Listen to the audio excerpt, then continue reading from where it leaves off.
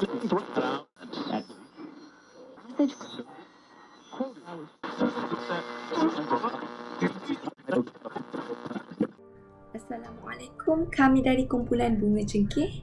Nama Nur Irdina binti Ishak, nombor ID 19001463. Nama Ahmad Ifak Faris bin Abdullah, nombor matriks 19001534. Nama Aida Maisara binti Muhammad Syikri, nombor ID 19001283. Nama Nur Atira binti Muhammad Zaib, ID nombor 19001311. Saya Farzan Hanani binti Syahrul daripada kumpulan Bunga Cengkeh, nombor ID 19001321. Nama Nur Adila Nabiha binti Zulkifli, nombor matriks adalah 19001304. Saya akan menceritakan tentang artikel yang telah dipilih oleh kumpulan kami, iaitu An Outline History to the Early 20th Century oleh Russell Jones pada tahun 1984. Makalah ini menceritakan tentang perkembangan pengajian bahasa Melayu dalam bidang penerbitan di England. Ia mempunyai satu topik iaitu Malay Studies and the British, dan mempunyai 7 subtopik iaitu Malay Studies in the 17th Century, the 18th Century, the 19th Century, Raffles and his contemporaries in the middle of 19th century, British intervention dan juga concluding remarks. Bab 1 menceritakan tentang penguasaan bahasa Melayu oleh para sarjana dan juga para pedagang di seluruh dunia pada ketika itu. Bab 2 pula menceritakan tentang Thomas Bowry yang merupakan penerbit pertama kamus bahasa Inggeris bahasa Melayu yang diberi nama Dictionary of English Malayo, Malayo English. Beliau mengatakan bahawa untuk berdagang di tanah Melayu, seorang mestilah menguasai bahasa Melayu untuk memudahkan urusan komunikasi. Manakala bab 3 menceritakan tentang perbandingan antara John Howison dan juga Marsden. John Howison telah meniru hasil Thomas Bowry dalam penerbitan kamus, tetapi Marsden yang berusaha bersungguh-sungguh untuk mempelajari bahasa Melayu dan menghasilkan kamus bahasa Inggeris bahasa Melayu telah mendapat pengiktirafan dan kamusnya telah diguna pakai oleh masyarakat pada ketika itu. Bab keempat menceritakan tentang sumbangan Clifford Raffles kepada kajian Melayu. Beliau mempengaruhi 3 orang, iaitu John Leyden, Colin Mackenzie dan John Crawford. Atas pengaruhan Clifford Raffles, John Leyden berjaya menterjemahkan sejarah Melayu ke dalam bahasa Inggeris.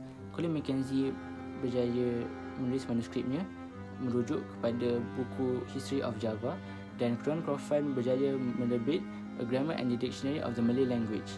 Bab kelima pula menceritakan tentang sumbangan pegawai British dalam pengajian Melayu.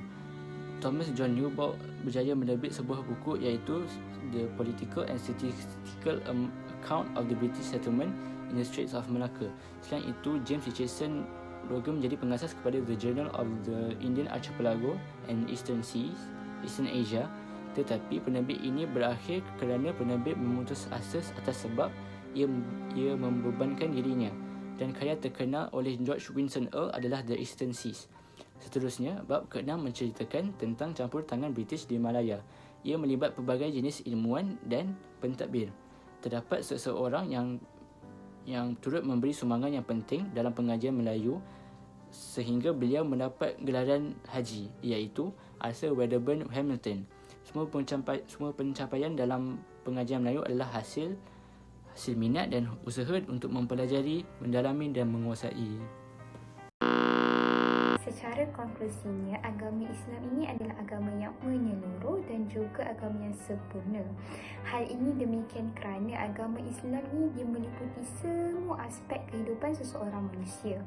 Oleh itu, kita sebagai umat Islam seharusnya mengesakan dan mengaku bahawa Allah itu adalah Tuhan sekalian alam dan hanya beribadat kepadanya. Allah ini disembah melalui pengabdian diri hamba-Nya dalam melakukan ibadat semata-mata kepadanya, sama ada melalui perbuatan ataupun perkataan. Okey. Sumber rujukan utama dalam Islam ada 2, iaitu Al-Quran dan juga hadis, manakala asas pada agama Islam juga terdiri daripada 2, iaitu rukun iman dan juga rukun Islam.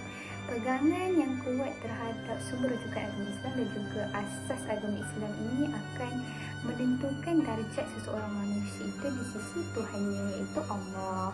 Okey. Samping itu, dalam agama Islam, manusia juga digelar sebagai khalifah di muka bumi ini. Hal ini demikian kerana penciptaan manusia ini adalah yang paling sempurna berbanding makhluk-makhluk lain kerana mempunyai akal fikiran. Okey, selain itu, Islam juga menitik beratkan kehidupan selepas mati, iaitu di alam barzah nanti. Di dalam alam barzah nanti, manusia akan disoal oleh malaikat dengan soalan-soalan yang tertentu. Bagi mereka yang tidak dapat menjawab soalan-soalan ini akan diseksa dengan siksaan kubur. Seterusnya, dalam Islam juga ada konsep syurga, konsep neraka.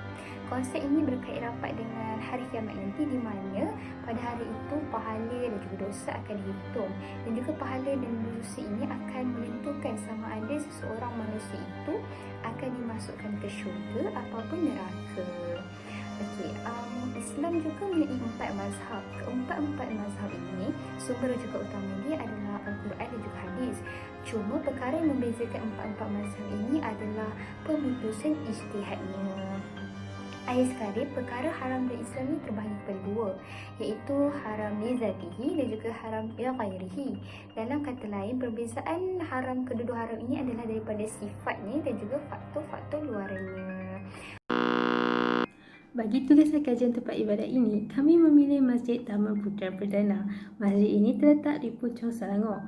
Ianya mula dibina pada awal tahun 2001 dan mula digunakan oleh orang awam pada tahun 2005. Masjid ini telah dirasmikan oleh Sultan Selangor. Keunikan masjid ini ialah seni binanya yang berkonsepkan Masjid Nabawi di Madinah. Hal ini kerana masjid ini mempunyai menara di bahagian kiri dan kanan, di mana antara keduanya dibina sebuah kubah besar di tengah-tengah. Selain itu, masjid ini juga mempunyai pemilihan warna yang unik. Bahagian dalam masjid ini dicat menggunakan warna hijau. Warna hijau ini disinonimkan dengan lambang syurga seperti yang dinyatakan di dalam Al-Quran pada surah Ar-Rahman dan Al-Insan. Hiasan dalaman seperti ukiran di bahagian mimbar dan mihrab ini juga berkonsepkan flora dan geometri. Hal ini selari dengan konsep agama Islam di mana Islam melarang corak hiasan yang berasaskan kehidupan selain daripada tumbuh-tumbuhan. Akhir sekali, keunikan masjid ini ialah kedudukannya yang strategik, di mana ia terletak berhampiran jalan utama ke Puchong Perdana, Cyberjaya dan Putrajaya. Untuk analisis temubual, kami telah menemubual 3 orang responden daripada keluarga yang berbeza, iaitu Encik Abdullah bin Sadli, Encik Zaid bin Isa dan Encik Zulkifli bin Hasan. Terdapat 3 soalan yang kami tujukan kepada mereka, iaitu pertama, persepsi keluarga tersebut terhadap agama dan budaya, kedua, tahap penerapan agama dan budaya dalam keluarga tersebut, dan akhir sekali, kepentingan agama dan budaya dalam membina masyarakat Malaysia yang bertamadun. Bagi soalan pertama, mereka bertiga berpendapat bahawa agama merupakan kepercayaan kepada Tuhan. Namun persepsi mereka terhadap budaya amatlah berbeza antara satu sama lain. Encik Abdullah menyatakan kehidupan dibudayakan oleh agama, manakala Encik Zulkifli pula menyatakan budaya adalah satu perkara yang diwarisi oleh nenek moyang. Dan Encik Zaid pula menyatakan kepelbagaian budaya haruslah dihormati, manakala budaya yang sama haruslah dipraktikkan bersama. Merujuk kepada persoalan kedua, terdapat persamaan antara mereka bertiga, iaitu didikan dan penerapan agama budaya dalam keluarga bermula dari rumah sejak kecil lagi. Dalam perkara ini, ibu bapa memainkan peranan yang sangat penting dengan memberi contoh tauladan yang baik buat anak-anak. Antara perkara yang diterapkan dalam keluarga mereka adalah membaca dan mempelajari Al-Quran, solat, berpuasa, menutup aurat, menziarahi keluarga dan jiran tetangga, bergotong royong dan lain-lainnya. Bagi soalan yang terakhir, ketiga-tiga responden berpendapat bahawa agama dan budaya amatlah penting dalam membina masyarakat yang bertamadun. Hal ini kerana agama membezakan perkara yang baik dengan perkara yang buruk, manakala budaya pula memberi identiti kepada satu masyarakat serta menjadikan masyarakat itu unik. Kesimpulan, Malaysia merupakan negara yang masyarakatnya terdiri daripada pelbagai kaum dan etnik. Disebabkan kepelbagaian ini, kita dapat pelbagai agama dan budaya yang diamalkan.